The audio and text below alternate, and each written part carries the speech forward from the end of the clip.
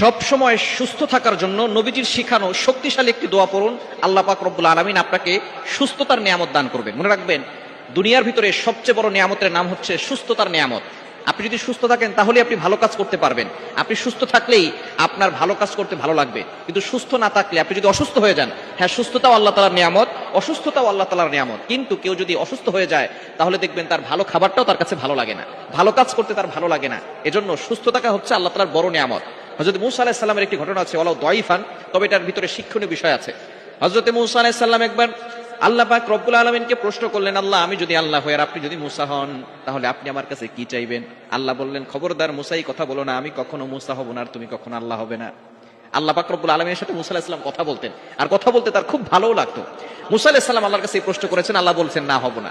আল্লাহ পাক রব্বুল আলামিনের কাছে মূসা আলাইহিস সালাম আবারও বললেন, আল্লাহ, যদি একবার হয়ে যায় তাহলে আপনি কি চাইবেন? আমি সেই জিনিসটা জানতে চাই। আল্লাহ পাক রব্বুল আলামিন বললেন, মূসা, আমি চাইবো সুস্থতার নিয়ামত। কেননা সুস্থ থাকলেই একজন মানুষ ভালো কাজ করতে পারে।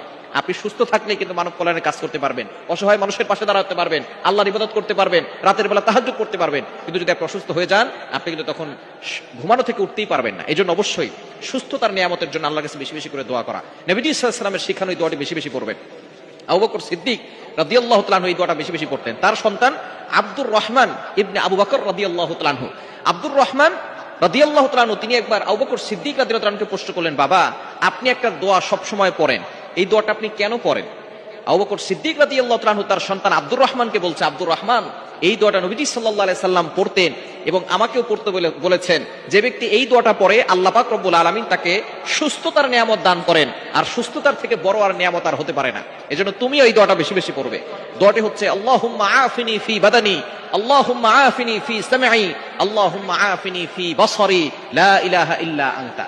এই দোয়াটার ভিতরে এত শক্তি আছে যে আল্লাহ পাক রব্বুল আলামিন আপনাকে সুস্থতার নিয়ামত দান করবেন। এজন্য সুস্থতার জন্য আল্লাহর কাছে বেশি বেশি করে দোয়া করবেন।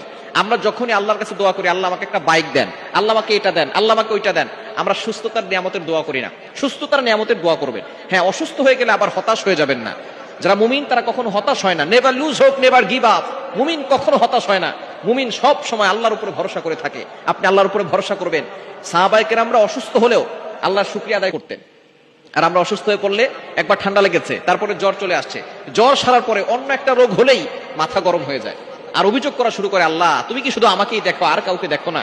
খবরদার, এরকম অভিযোগ কখনো করবেন না। আইয়ুব আলাইহিস সালাম 18 বছর ধরে অসুস্থ হয়ে পড়েছিলেন, তারপর তিনি কখনো আল্লাহর কাছে অভিযোগ করেন নাই।